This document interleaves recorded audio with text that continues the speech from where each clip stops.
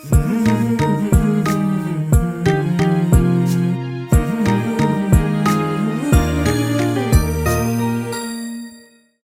बहुत बहुत स्वागत है आपका दिल का हाल सुनने दिल वाला mental health in the mentality. मैं हूं गौरव और मेरे साथ हैं विवेक। नमस्कार। और आप देख पा रहे हैं कि शो का जो फॉर्मेट है आज थोड़ा डिफरेंट है बिकॉज हम स्टूडियो नहीं जा पा रहे हैं for obvious reasons because of covid and all. And जब हम सबको बोलते हैं कि घर में रहें, सुरक्षित रहें, तो हमारा भी फर्ज बनता है कि हम घर में रहें और सुरक्षित रहें और आपको भी सुरक्षित रखें। बिल्कुल। और एक बात हमारे सामने ये आई थी कि हम तो सिर्फ दो लोग हैं जो रिकॉर्ड करेंगे और सोशल डिस्टेंसिंग भी होगी और ज्यादा भीड़ भाड़ नहीं होगी। फिर भी टू कॉल की नहीं, हम लोग फॉर्मेट चेंज करेंगे, अपने अपने सुरक्षित स्थानों से इस शो को रिकॉर्ड करेंगे और आप तक पहुंचाएंगे। और देखिए, ये बात बेहद जरूरी है कि जो हम कहते हैं हम उसको प्रैक्टिस भी करें। और यही काम मैं और विवेक दोनों कर रहे हैं। आज विवेक, हम किस बारे में बात करें? गौरव, आज जो है हम ऐसी चीज के बारे में बात करेंगे जिसके बारे में बहुत लोग बात करते हैं लेकिन समाधान उसका कहीं निकल के आता नहीं है। हर आदमी जी। जब भी हम किसी से बात करते हैं, क्या क्या सीन है, मतलब लाइक चाहे वो दिल्ली हो, बॉम्बे हो या कोई भी शहर हो, हम बात करते हैं और भाई क्या हाल चाल, बोलते हैं यार बड़ा डर बैठा हुआ है, बड़ी एम्बिगिटी है। और जहां देखो मीडिया में ऐसी लोग बातें करते हैं, दिल बैठा जा रहा है, पता नहीं क्या होगा and all that kind of thing. So आज हम बात करेंगे दो स्पेसिफिक चीजों की। एक तो कोविड-19 का जो मेंटल हेल्थ पे इम्पैक्ट है वो क्या है और कितना है और कैसा है। एंड दूसरी हम बात करेंगे, आज के जो हमारे गेस्ट हैं वो काम करते हैं बहुत सारा सुसाइड रिपोर्टिंग पे, मीडिया रिपोर्टिंग पे। राइट। सो सबसे बड़ी बात तो ये कि कोविड-19 second wave and it has impacted us really in a extremely bad manner. और जो बड़े बड़े शहर हैं वहां से भी सारी चीजें, अजीब अजीब खबरें आ रही हैं, बुरी खबरें आ रही हैं। और फैमिली में पहले होता था कोई एक इन्फेक्टेड होता था, अब क्या नजर आ रहा है कि फैमिली में दो से ज्यादा, चार से ज्यादा लोग इन्फेक्टेड हैं। और पैनिक सिचुएशन आ जाती है, ऑक्सीमीटर लेके लोग बैठते हैं कि SpO2 लेवल्स जो हैं वो ठीक से चेक करते रहें। और यंगस्टर्स जो हैं वो भी इससे अछूते नहीं रहे हैं, जो कि पिछली वेव में कहा जा रहा था कि भाई ये ओल्डर जनरेशन जो है उसको ज्यादा इम्पैक्ट करेगी। लेकिन अभी हमें, हमारे सामने डेटा है बहुत क्लियर कि भाई यंगस्टर्स को भी इम्पैक्ट कर रहा है और छोटे बच्चों को भी जो है वो इससे इन्फेक्ट हो रहे हैं। विवेक, सीधी सी बात एकदम स्पष्टता से शुरुआत में ये कह दी जाए कि हम लोग मेंटल हेल्थ एक्सपर्ट्स नहीं हैं, लेकिन हम मेंटल हेल्थ एडवोकेट्स हैं। और हम चाहते हैं कि शरीर के साथ साथ जो दिमाग पे असर होता है उसके बारे में भी बात की जाए, क्योंकि बात करने से ही बात फिर आगे बढ़ती है। और जैसा कि मैंने कहा कि पैनिक अटैक्स आते हैं, लोग बड़े डर से जाते हैं कि इन्फेक्शन हुआ तो क्या, अब आगे क्या होगा। जबकि बहुत सारे ऐसे नंबर्स हैं जो बताते हैं कि लाखों की संख्या में लोग ठीक भी हो रहे हैं, डिस्चार्ज भी हो रहे हैं। बिल्कुल। लेकिन चूंकि डर इतना है कि हम शायद उस सिल्वर लाइनिंग की तरफ ठीक से देख ही नहीं पा रहे हैं कि हाँ, लोग ठीक होकर भी घर आ रहे हैं और घर पे बैठे बैठे भी ठीक हो रहे हैं विद इन 14 डेज और 21 डेज, और डॉक्टर्स जो भी वो ट्रीटमेंट दे रहे हैं। बट विवेक, एक पॉइंट है जिसके बारे में मैं बात करना चाहूंगा, कि एक तो फैमिलीज हैं, पेशेंट्स हैं जो इम्पैक्ट हो रहे हैं कोविड-19 से, फिजियोलॉजिकली भी और मेंटली भी। पर साथ ही देख, ये भी नजर आ रहा है सामने कि जो हेल्थ वर्कर्स हैं उनके ऊपर एक गहरा असर हुआ है, बिकॉज आप ओवरलोड कह लें या इमरजेंसी सिचुएशंस बहुत ज्यादा हैं उस इन सारी चीजों को लेकर। बिल्कुल। और कई बार एक्चुअली देखिए उसका बड़ा रीजन क्या है। जैसे मान लीजिए कि कोई परेशान है, पेशेंट या पेशेंट के रिलेटिव फैमिलीज, तो दैट इज, वो तो एक लाजमी सी बात है कि वो बहुत पैनिक में है और उनको सारी चीजें अभी के अभी चाहिए बिकॉज उनको लगता है कि कई बार लोगों को भरोसा नहीं होता है कि इलाज जो है वो सही डायरेक्शन में चल रहा है कि नहीं चल रहा है। और कई बार क्या होता है कि एडमिनिस्ट्रेशन की वजह से भी थोड़ी बहुत ऊंच नीच होती है, लेकिन उसका जो खामियाजा होता है वो भुगतना पड़ता है फ्रंट लाइन लोगों को, बिकॉज लोगों के सामने वही होते हैं। लाइक कितने सारे हिंसा के केसेस होते हैं डॉक्टर्स के साथ में और पैरामेडिक स्टाफ के साथ में। दैट इज वेरी अनफॉर्चुनेट, लेकिन उसका एक बड़ा रीजन ये है कि वो लोग सामने होते हैं। आप किसी को दूसरे लेवल पे, बड़े लेवल पे आप जाके उनसे कुछ नहीं बोल सकते हैं, लेकिन आप उन्हीं को बोल सकते हैं। तो ये बड़ी खराब चीज है। और इसकी वजह से क्या होता है कि हम जो है बहुत डिमोटिवेट हो जाते हैं, या कई बार जो हमारे हेल्थ केयर वर्कर्स होते हैं वो डिमोटिवेट होते हैं बिकॉज एक तरफ देखिए उनकी भी फैमिली है, वो भी उतने ही रिस्क पे हैं जितने रिस्क पे हम और आप हैं। और उसके बाद भी जो है वो अपनी प्रायोरिटीज को पीछे रखकर आपकी सेवा के लिए, हमारी सेवा के लिए आगे आते हैं। अपने कई कई सारे मेरे दोस्त हैं जो डॉक्टर्स हैं, उनके छोटे बच्चे हैं, उनके घर में बड़े बुजुर्ग पेरेंट्स हैं, लेकिन इन सब चीजों के बावजूद जो है वो रोज ड्यूटी पर जाते हैं और उतनी ही शिद्दत के साथ काम करते हैं जितनी शिद्दत के साथ उनको करना चाहिए, या शायद उससे भी ज्यादा करते हैं। और अगर ऐसे में इस तरह की अगर खबरें आती हैं, इस तरह के रिस्पॉन्सेज अगर उनको देखने को, सुनने को या फील करने को मिलते हैं, तो बहुत ही दुखद चीज है। और इसका जो मानसिक आई वुड से प्रभाव है वो बहुत गहरा है और बहुत अप्रिय है वो। जैसा कि विवेक ने बताया कि भाई अनफॉर्चुनेट इंसिडेंट्स होते हैं, हिंसा के मामले हमारे सामने आते हैं। Vivek, you rightly put it out कि भाई दोनों ही जगह पर, चाहे वो पेशेंट्स हों या वो पैरामेडिक स्टाफ हो या जो मेडिकल स्टाफ है, वो सभी इस वक्त तनाव में है। राइट, तो उसमें क्या किया जा सकता है? एक तो तरीका ये है कि लोग अक्सर जो है बुरी खबरें वही ज्यादा स्प्रेड करते हैं, पता है ये हो गया, पता है वो हो गया, पता है वो हो गया। मुझे ये भी लगता है कि जो रिश्तेदार हैं, जो कम्युनिटी है, जो आस पड़ोस के लोग हैं, वो लोग भी एक दूसरे की बहुत मदद करते हैं। मान लीजिए किसी फैमिली में कोविड पेशेंट आया है, तो जाहिर सी बात है कि भाई वो फैमिली तो अभी बाहर नहीं जा सकते हैं, उनके लिए एसेंशियल चीजों की किस तरह से वो मुहैया कराई जाए, तो भाई पड़ोसी हेल्प करते हैं, और सोसाइटी के जो लोग हैं वो हेल्प करते हैं, आस पड़ोस के लोग हेल्प करते हैं। तो वो भी स्टोरीज हैं जहां पर लोग कहते हैं कि नहीं नहीं हम मदद करेंगे। ये भी स्टोरीज हैं जो कहते हैं कि नहीं हम फ्री में खाना पहुंचाएंगे, यदि जी आपके यहाँ कोविड पेशेंट है और आपके यहाँ खाने की दिक्कत है, तो वो सारी चीजें भी उतनी ही हाईलाइट होनी चाहिए। क्योंकि क्या है भाई, मेंटल हेल्थ में सीधी सी बात है, जब बुरा बुरा बुरा चल रहा होता है तो इंसान जो है उसका दिल बैठ जाता है, उसको लगता है कि आगे कुछ है नहीं, वो नाउमीदी से घिर जाता है। और जब कुछ अच्छी अच्छी चीजें भी सामने आए, मुझे लगता है उसके बारे में भी बात हो, तो वो जो खेल पूरा मोटिवेशन और डिमोटिवेशन का है। यहाँ बिल्कुल। पर आप कितने मोटिवेटेड हैं, और आप ये मानते हैं कि हाँ भाई हमारे पास डेटा है जो कहता है कि ठीक हो रहे हैं लोग। यस, एक बहुत बड़ा पैंडेमिक है, बहुत जबरदस्त असर है इसका, लोगों की जान भी जा रही है, लेकिन उस तरफ भी देखना मुझे लगता है बेहद जरूरी है। टेल मी वन थिंग, ये जो पैरामेडिक स्टाफ है, इनको कैसे मोटिवेट किया जा सकता है? क्योंकि ये तो कांस्टेंट उसी प्रेशर में है। मरीज हॉस्पिटल में आता है, वो ठीक होकर चला जाता है, या फिर मरीज जो है, जो पेशेंट है उसका इंतकाल हो जाता है, हाँ वो ठीक होकर नहीं जा पाता, उसकी फैमिली के ऊपर इम्पैक्ट है। बट पैरामेडिक्स या जो फ्रंट लाइन वर्कर्स हैं, जो डॉक्टर्स हैं, वो ये दिन रात 24 घंटे देख रहे हैं। और इतने सालों में किसी ने भी उम्मीद नहीं करी थी कि इस तरह से कोई चीज हमारे सामने आएगी, जहां पर मेडिकल सिस्टम जो है, जो एडमिनिस्ट्रेटिव सिस्टम जो कहीं ना कहीं वो कोलैप्स होता पूरी तरह से नजर आएगा, और उसके ऊपर भी काफी काम किया जा रहा है। So what do you know someone जो रोज सुबह जा रहा है हॉस्पिटल, काम कर रहा है, वापस आ रहा है? और जैसे मुझे याद है, एक डॉक्टर ने कहा था कि आई फील वेरी सैड जब आईसीयू में पेशेंट आते हैं और हम उन्हें नहीं बचा पाते हैं। ये रेट जो है, पहले हम बहुत लोगों को बचा पाते थे, अब जब नहीं बचा पाते हैं तो बहुत ज्यादा दुख होता है। और उसको हटा के वो सारी जो मेडिकल ट्रेनिंग है, जैसे वो मुन्ना भाई एमबीबीएस में था ना, कि भाई सब्जेक्ट है ना, हम्म। सब्जेक्ट को किस तरह से आपने डील करना है, पर यहाँ पे बिल्कुल ऑपोजिट नजर आता है। Doctors are equally overwhelmed and extremely emotional कि अब किसी न किसी तरीके से ज्यादा वो जान बचा सकें। तो वो एक दूसरे को तो मोटिवेट करते ही हैं, पर मुझे लगता है कि उनके साथ और क्या किया जा सकता है, अगर कोई एक्सपर्ट हमसे उसके बारे में बात करे तो ज्यादा बेहतर रहेगा। जी, आज हमारे साथ एक बहुत आई वुड से बड़े अजीज हैं वो मेरे, और मैं उनको बहुत समय से फॉलो करता हूँ। उनसे हम बात करेंगे, लेकिन उनसे बात करने से पहले एक चीज जो है आपने बड़ी पते की करी है कि ये जो आज, पहली चीज तो हम ये समझ लें कि आज जो अगर फेल्योर है तो वो हॉस्पिटल का या हेल्थ वर्कर्स का फेल्योर नहीं है, it is the failure of the administration. ऐसा नहीं कि हमारे देश में सुविधाएं नहीं है, हमारे देश में इतने सारे अस्पताल, इतने सारे लोग हैं, ठीक है, सिर्फ उसको जो है प्रॉपर यूटिलाइजेशन जो है वो कहीं ना कहीं सिस्टम या एडमिनिस्ट्रेशन की वजह से इतनी पैनिक क्रिएट हो जाती है।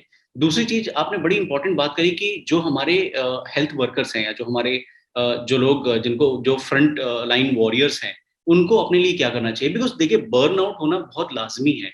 आज हमारे देश में ऐसी स्थिति है, ऐसी समस्या है कि कोई भी जो डेडिकेटेड पर्सन है वो ये नहीं कह सकता नहीं नहीं भाई मेरा 8 घंटे का नौकरी हो गया अभी मैं घर जा रहा हूँ।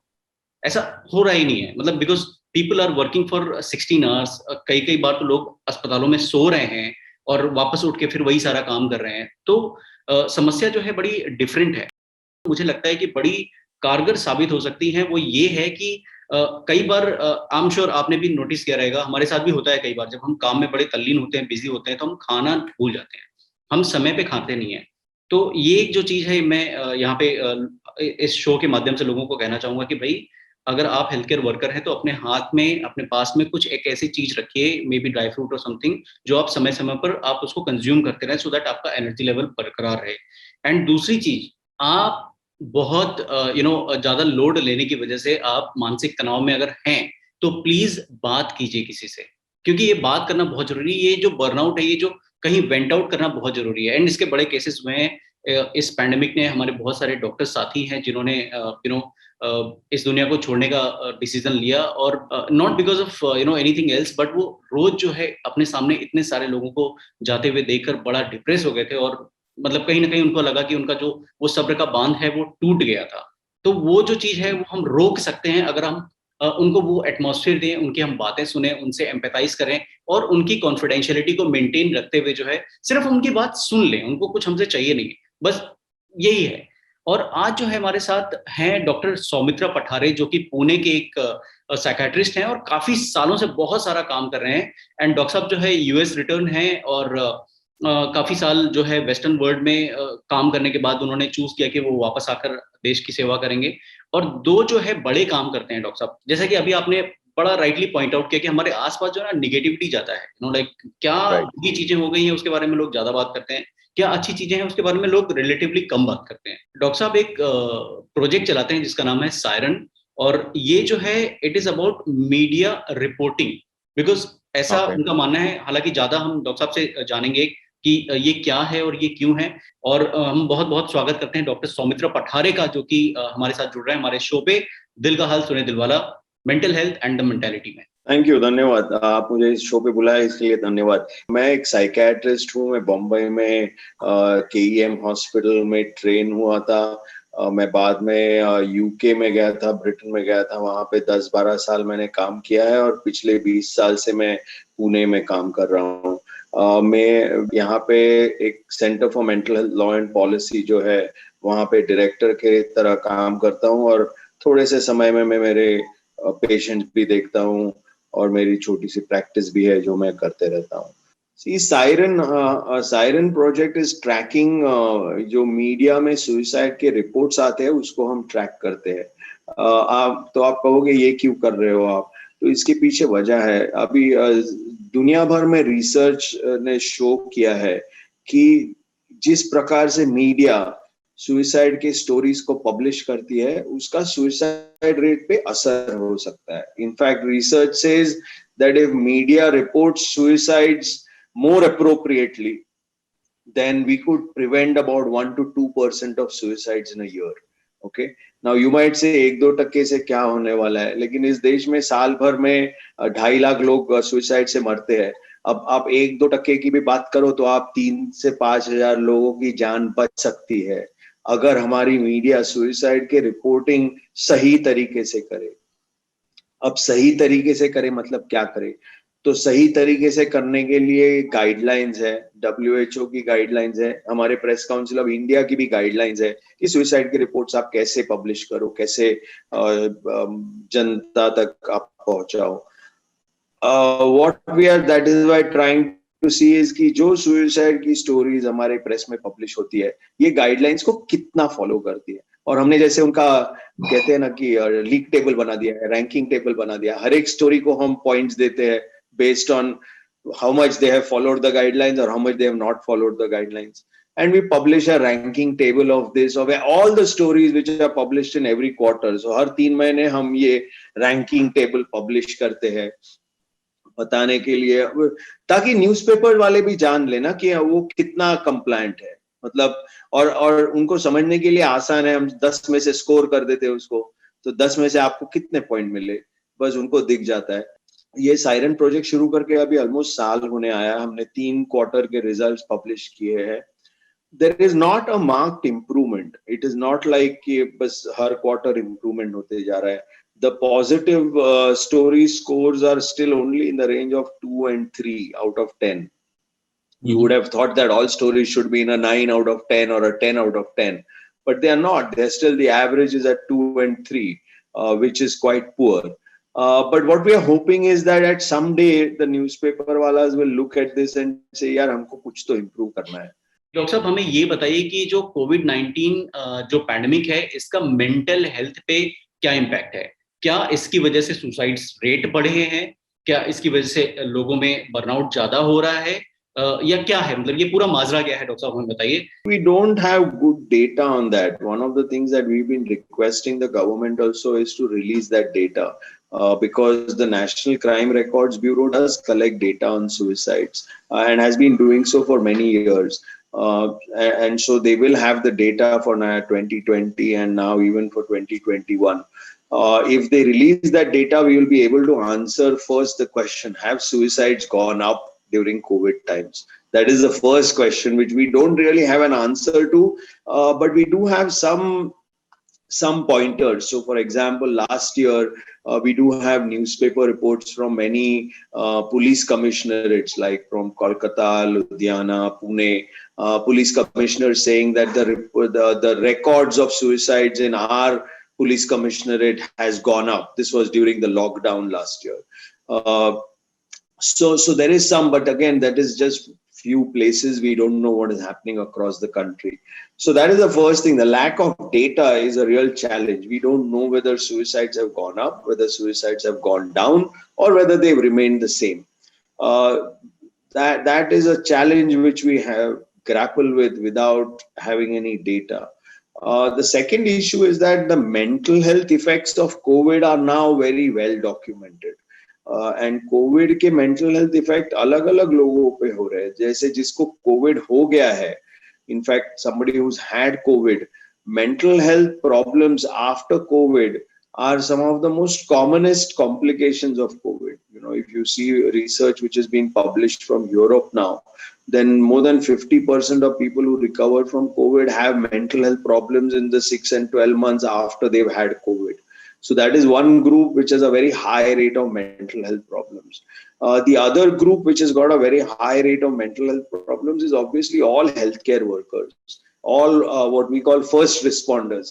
And that starts from the ambulance man and right up to the mortuary worker, you know. Everybody in that chain is a healthcare worker in a sense. And they have very high rates of mental health problems for very obvious reasons.